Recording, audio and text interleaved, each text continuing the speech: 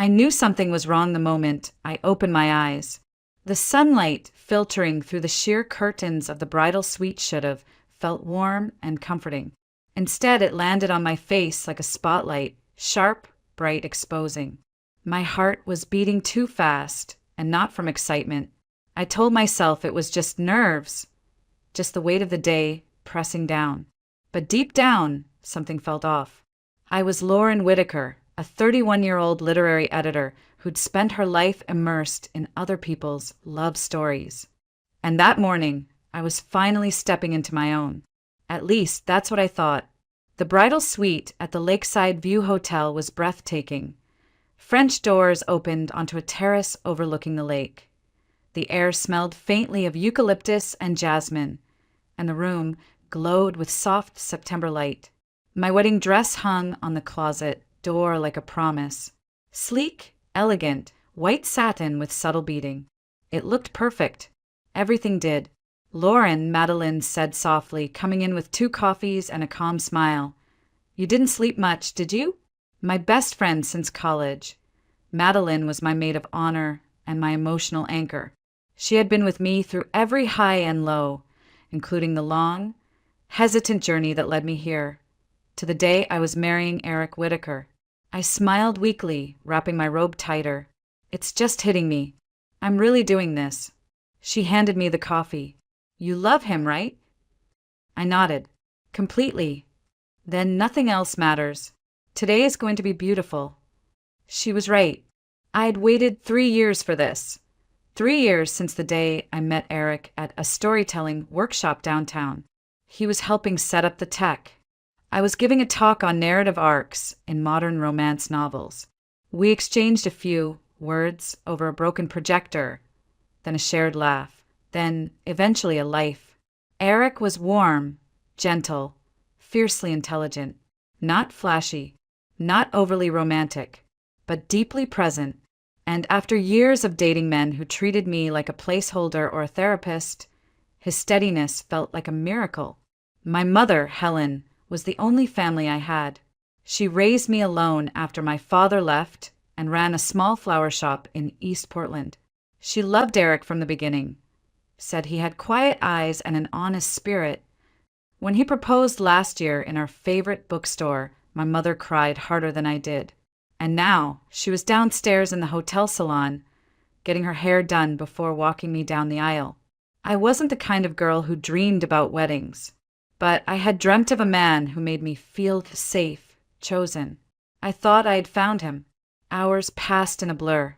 Hair, makeup, the final adjustments to the dress. Madeline helping me with the pearl earrings my grandmother left me. The photographer snapping away as I tried to remember how to breathe. At 1:50 p.m., I stepped into the vintage car that would take us through the winding forest road to St. Augustine Chapel. The ceremony would start at 2 p.m. sharp. I clutched my bouquet so tightly my knuckles turned white. The chapel was tucked away in the trees, an old stone building with stained glass windows and thick oak doors.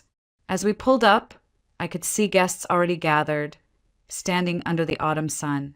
Eric's parents were greeting people, smiling proudly. His mother, Carol, waved when she saw me through the car window. And then I saw him, Eric, standing at the altar, dressed in a classic black tuxedo, looking every bit the man I'd loved for years. But his face, it wasn't smiling. He looked pale, stiff, like he hadn't slept. His eyes scanned the room, then dropped to the floor. And in that moment, a strange chill ran down my spine. Inside the chapel, the organ began to play. The doors opened. Everyone stood. I took my mother's arm and began walking down the aisle.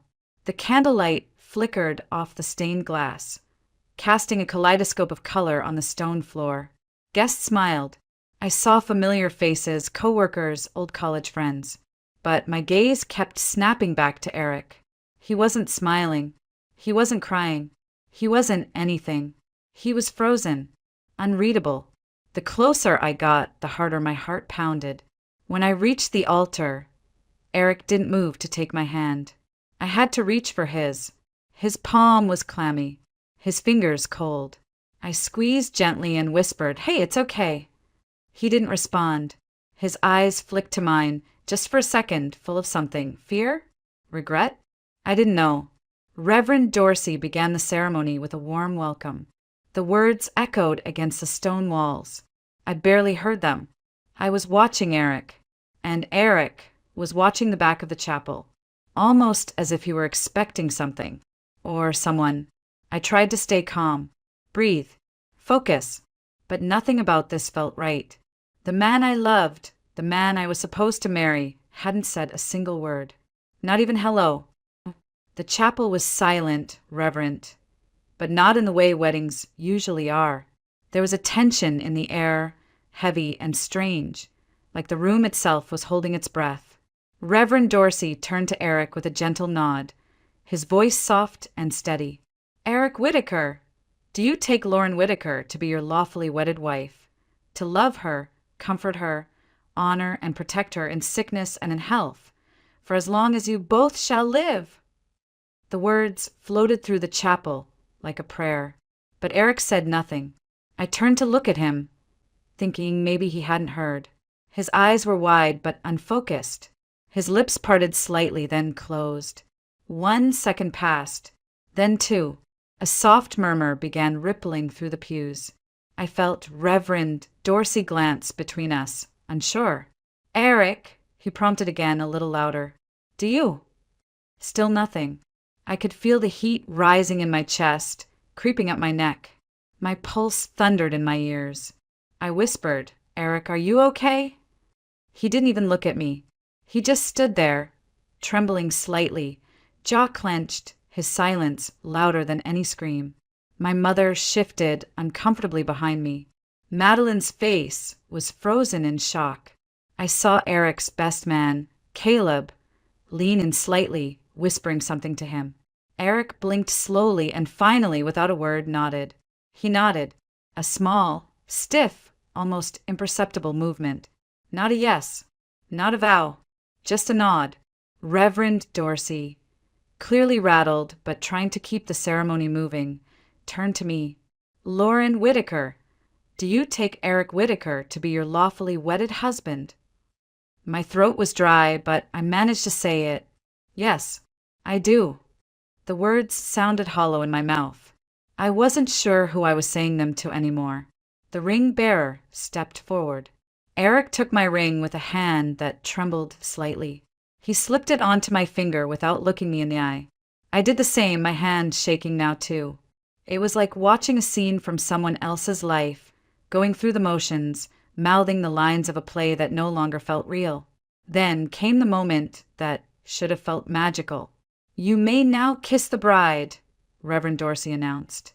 Eric leaned forward and kissed me, soft, brief, and mechanical. But when our lips met, I felt something wet. His tears, not joyful, not overwhelmed. They were the tears of a man crumbling inside. And I stood there, stunned, holding the man I was supposed to spend the rest of my life with, who couldn't speak to me. When the kiss ended, there was a polite smattering of applause. But it wasn't the usual joyous clapping of a happy crowd. It was awkward, uneasy. People smiled with uncertainty, glancing at each other as if asking silently, "Did that feel right to you?" I looked out at the guests, some avoiding eye contact, some whispering, all confused. And I was confused too, hurt, embarrassed, and worst of all, afraid. Afraid that the man I loved had vanished right before my eyes and left behind a stranger in a tuxedo. At the reception, things didn't get better. The ballroom was stunning. High ceilings, soft lighting, tables covered in white roses and silver linen. Every detail had been curated to create a dream. But as I walked in on Eric's arm, smiling for the camera, waving at guests, I felt hollow. I was playing the role of the happy bride, while my husband hadn't said a single word to me since I walked down the aisle. He was laughing with guests, chatting with his co-workers, thanking the venue coordinator. But when I tried to speak to him, when I leaned in during the dinner, whispering, "Are you okay? What's going on?" He simply looked at me with eyes full of something I couldn't decipher. Pain? Regret? Guilt? And then nothing. No words. No explanation, just the same agonizing silence. I stared at my plate as voices around me rose in celebration. Laughter, toasts, music. It all blurred into a distant buzz. My heart kept asking the same question over and over. Why will he talk to everyone but not me? I could hear Madeline talking to my mom in hushed tones behind me. Maybe he's just overwhelmed, she said. It's a lot. But even she didn't sound convinced. I had worked so hard to believe this day would be perfect. I had told myself I deserved happiness. After all the years of heartbreak, of being the girl who always made room for everyone else's feelings. I'd finally found someone who made me feel safe. But now, sitting next to him, I felt more alone than I ever had in my life. And something told me this wasn't nerves. This was something else. Something much, much darker. He left the table without warning, stood up mid-bite and muttered something about needing the restroom. Loud enough for the others to hear, not for me. Not one word to me. Again, I watched him walk away, the tension in his shoulders visible even under his tailored jacket. And then I felt it, that familiar cold ache creeping up my spine. The kind you get when your gut knows something before your heart's ready to hear it. The clinking of silverware and hum of conversation surrounded me, but I barely registered any of it. My eyes fixed on the ballroom doors as they closed behind him. I wanted to follow, confront him, scream even, but I was frozen. That's when the waitress came. She was young, maybe mid-20s, wearing a pressed black uniform and a name tag that read Jade. She approached with a tray in one hand, but as she neared, she subtly reached into her pocket and slipped something beneath the edge of my charger plate. A folded slip of paper. Her eyes met mine only briefly, but they were sharp, determined. "Ma'am," she whispered under her breath, so low I almost didn't hear it. "Please read this. Now, but don't let anyone see." My throat tightened. "What is it?" I asked, instinctively reaching for the note with trembling fingers. She gave the faintest shake of her head. "Just be careful, and be brave." Then she disappeared into the crowd, weaving between tables like nothing had happened. I stared at the paper for a second, pulse pounding in my ears. I glanced around. No one seemed to be watching. Slowly, I unfolded the note beneath the tablecloth. It was written in clean, rushed handwriting. Every word hit me like a hammer. He is being blackmailed. Sabrina Caldwell is here. She threatened him this morning. Said, "If you say one word to Lauren today, I'll send these photos to everyone. Family, friends, co-workers. He's silent to protect you. She's sitting at his company's table. Red dress. Do not confront her alone." I was there. I heard everything. I blinked. Reread it. Then again. My vision blurred. My hands began to shake.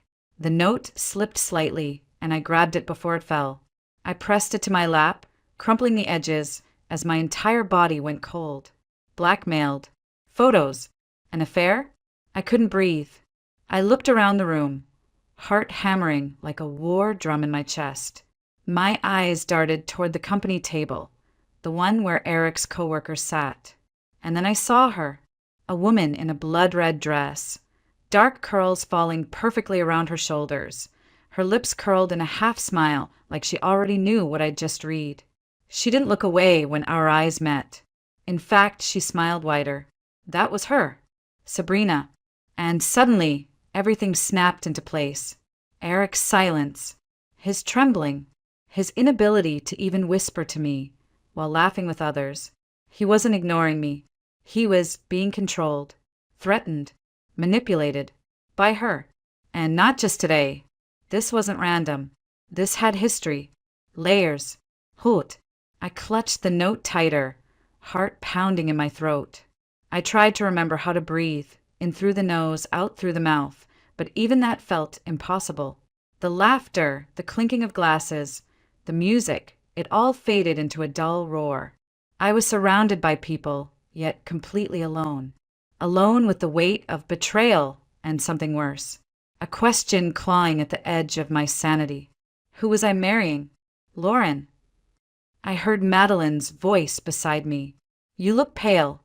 Are you okay?" I forced a nod, slipping the note into my clutch with shaking hands. "Yeah," I said, my voice flat brittle, just a little light-headed. She reached for her glass.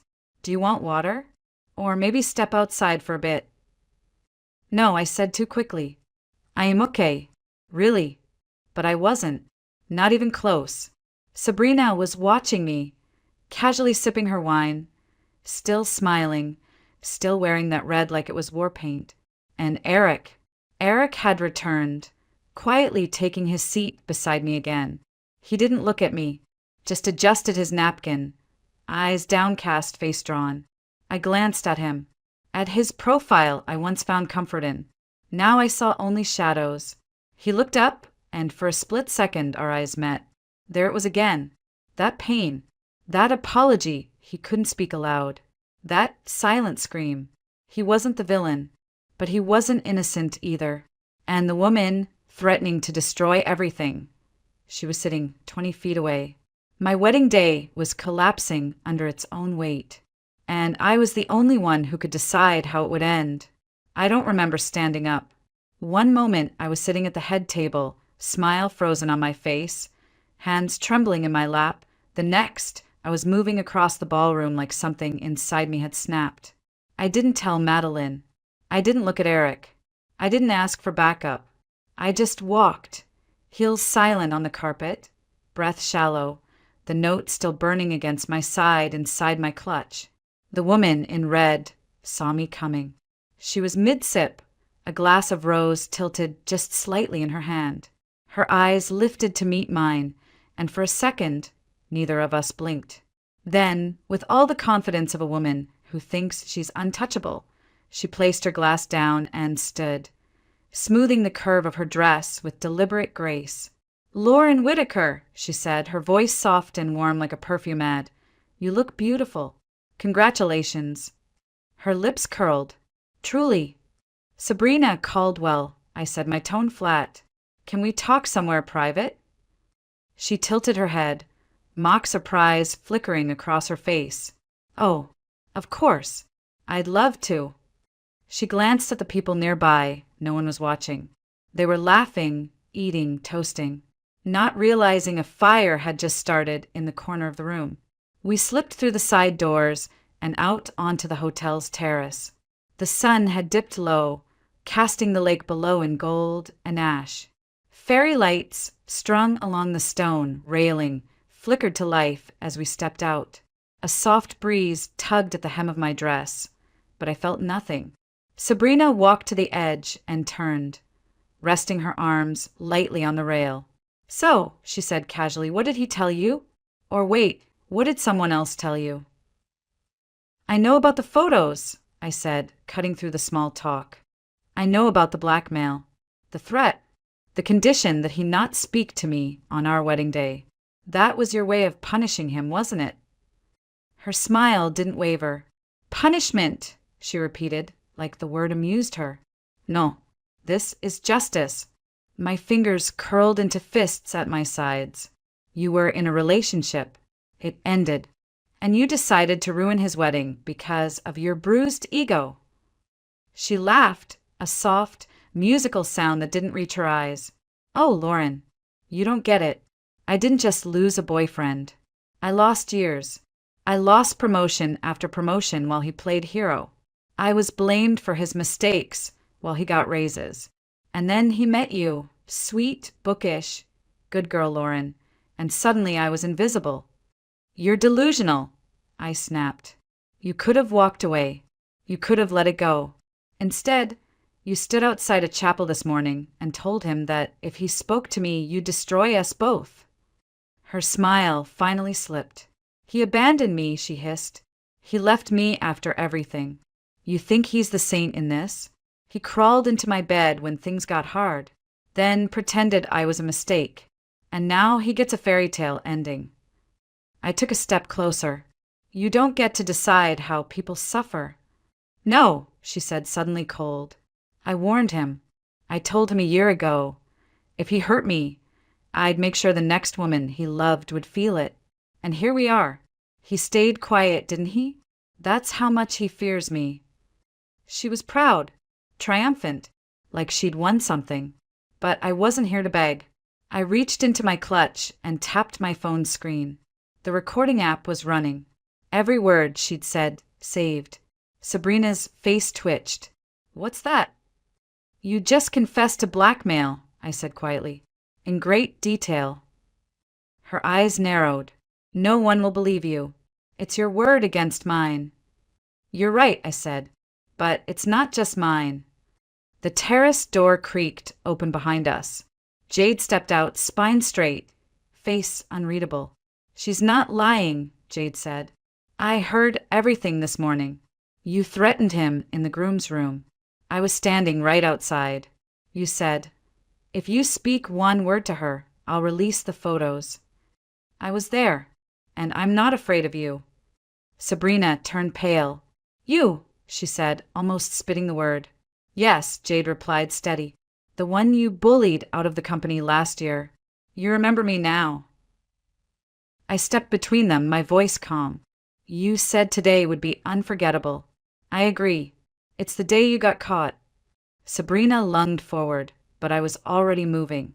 I ended the recording, dropped my phone into my clutch, and pulled out my hotel room key card. I waved it toward the terrace's security panel, then calmly pressed the button to call hotel staff. Jade crossed her arms. "We've got everything we need." Sabrina stumbled backward, words slurring with panic. "This is a misunderstanding. This isn't, but it was too late. Her plan was over, and I hadn't shed a single tear. Not yet." The sound of her voice, cracking now, desperate, barely registered. Somewhere in the back of my mind, I knew she was still speaking, pleading, babbling something about love and misunderstandings. But I wasn't listening anymore. I had done what I came out here to do, and she had sealed her own fate. 2 uniformed hotel security staff appeared on the terrace within minutes. Jade spoke calmly and clearly, relaying exactly what she had witnessed that morning outside the groom's room. Her tone never wavered. She didn't flinch under Sabrina's glare. She was the kind of woman I wished I had been earlier today, clear, focused, unshaken. One of the guards took my phone and played back the recording. The words sliced through the cool evening air like glass. "If he says even one word to you, I'll send the photos to everyone." There it was. The truth. Naked and irreversible. Sabrina's defiance cracked. I was angry. "That's not a threat. It was just talk." "It was blackmail," Jade said. "It was calculated, and it was cruel." By the time the police arrived, Sabrina had stopped protesting. Her voice was hoarse from trying to spin excuses no one was buying. Her hands trembled as they cuffed her. But still, she couldn't resist one last shot as they walked her past me. "He chose me first," she spat, her voice hollow. "Remember that." I didn't answer. I didn't blink. I just watched her go, swallowed whole by flashing lights and a door that finally slammed shut behind her. Let the past drag her down. I wasn't following. The night was quiet again. For a moment, I just stood there, alone on the terrace, my dress softly rustling in the wind. My bouquet had long since wilted. The fairy lights above me flickered gently, casting a strange, fragile glow on the stone floor. I could hear laughter again, distant, muffled, coming from the ballroom where the party carried on without its bride. Eventually, I turned and walked back inside. Eric was still seated at our table, exactly where I'd left him. His shoulders were slumped, his gaze vacant. When he saw me returning, he stood up so fast his chair scraped loudly against the floor. He didn't speak, just looked at me, chest rising and falling like he'd been underwater this whole time and just come up for air. "It's over," I said quietly. "You can talk now." He stared at me for a beat too long, and then his face crumpled. "Lauren," he whispered, his voice breaking on my name. "I'm so sorry." His knees nearly buckled as he said it. He caught himself on the back of the chair, tears falling freely now, no longer restrained. No longer hidden behind forced silence and guilt. Just raw human grief. I didn't know what to do, he choked. I thought if I stayed quiet, if I followed her rules, I could protect you. I thought I could contain the damage. But I hurt you worse than anything I was trying to prevent. He wiped his face with the back of his hand. I've never felt more ashamed. I didn't rush into his arms. I didn't collapse into a puddle of forgiveness. I just stood there, heart torn clean in half, and nodded. I believe you, I said, but I'm not okay. I know. You lied. You cheated. You covered it up. And today, you let someone else humiliate me while I stood at an altar waiting for the man I loved to say one true word. I couldn't, he said, because everything I wanted to say, I didn't deserve to. The room around us had gone silent. I felt dozens of eyes watching, curious, confused, some maybe even pitying. But I didn't care. You could have told me the truth, I whispered. You could have trusted me to love you even through the worst of it. But you didn't. I was a coward. Yeah, I said. You were. He didn't try to defend himself. He just nodded, tears falling again. From across the room, I saw my mother. Helen stood next to Madeline, her hands clutched tight, her eyes searching my face. I gave her a small shake of the head, not to say I was falling apart, but to say not yet. I needed to finish this first. I turned back to Eric. I don't know what this means yet. I don't know what we are now, but you're going to give me the space to figure it out. Without hiding, without silence. I will, he said, voice barely audible. Whatever you need, however long it takes. I nodded once, then slowly reached up and touched his face, not with affection, not with fury, but with something closer to sorrow. And I walked away. The next morning, the world looked different. Not dramatically, no thunderstorm, no news headlines, no scorched earth. But quietly, painfully different. The sunlight through the hotel window felt colder. My white dress lay crumpled across a chair. The flowers in the vase had started to wilt. I stood barefoot by the window, arms crossed over my robe, watching the lake shimmer in the early light, and wondered how something so beautiful could exist beside something so broken. Eric knocked gently before entering. He didn't assume, didn't push. He waited until I nodded. He stepped in slowly, shoulders curved like he was carrying every hour of yesterday on his back. He sat across from me, clasping his hands together, and for a long moment we didn't say a word. Then he spoke, really spoke. "A year ago," he said, voice gravelly, "I made a mistake. A big one. I was overwhelmed. My project had collapsed. I was drowning in blame from every angle. Sabrina and I, it wasn't planned. It wasn't right. And it didn't last." He paused. I stayed silent. "I ended it," he continued. "I told her it was over, that it meant nothing. I thought that would be the end of it. But she kept calling, showing up at work. I reported it once, but it didn't go anywhere. Then I shut down, tried to ignore it. And when I proposed to you, I told myself the past was buried. But it wasn't," I said quietly. "No," he whispered, eyes full of regret. "She waited. And when she showed up yesterday morning, she had the photos. She threatened to send them to everyone. Your mother, my parents, your colleagues, our friends. She said she'd destroy you just to watch me fall." "And so you chose silence," I murmured. He nodded, ashamed. "I thought I could protect you by obeying her. I thought if I gave her this one day, she'd vanish after. But I was wrong. And I broke something that I don't know how to fix." I stared at him, not with rage anymore, but with the tired ache of someone holding too many shards of what once was whole. "I'm not going to pretend this didn't destroy something in me," I said, "because it did. I trusted you. I defended you.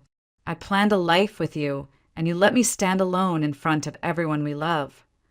"I know. But," I continued, "you didn't let her win. Not entirely. You didn't fight her the way I would have. But you did try in the only way you knew how. And as cowardly as it was, it came from love. A long silence followed. I don't forgive you. Not yet, I said. He nodded slowly. I don't expect you to. But I'm not done either, I added. I don't know what we are right now. But if we start again, it's not on a pretty altar. It's here, in this messy, brutal truth. And if you want me, really want me, you meet me here. With your words, with your mistakes, and with the version of you that isn't perfect. He looked up. Idol. I want that. I want us. Even if it takes forever to earn it back. 3 months later, we held a second ceremony. Small. Simple. Just family. Just truth. No red dresses. No secrets. At St. Augustine Chapel, the same chapel where silence once swallowed our vows, Eric stood across from me again. This time not trembling, not bound, but fully present. He held my hands and said, "Thank you for giving me a second chance, for seeing the man behind the failure. I vow to speak, even when it's hard, to never hide behind silence again. I will cherish you, not because you stayed, but because you chose to see me and still stand here." This time the kiss meant something. It wasn't ceremony. It was release. Jade stood off to the side, smiling. She had moved on to a new tech firm, thriving. I hugged her after the vows. "You saved more than a wedding," I told her. "You saved the part of me that believes people still do the right thing." She laughed softly. I just got tired of being afraid. A year later, I found out I was pregnant. I didn't tell Eric immediately. I waited to feel ready, waited to be sure that the joy didn't drown in the past. And when I finally told him, he cried again, differently this time, with a tenderness that felt earned. "I want to raise this child," he said, "with courage, with honesty, and with the understanding that love isn't perfect. It's built, piece by piece, with hands that sometimes shake. We're not the fairy tale couple I once wrote about in manuscripts. We're messy, but we're real. And somewhere between betrayal and forgiveness, silence and truth, we found something stronger than vows. We found each other again."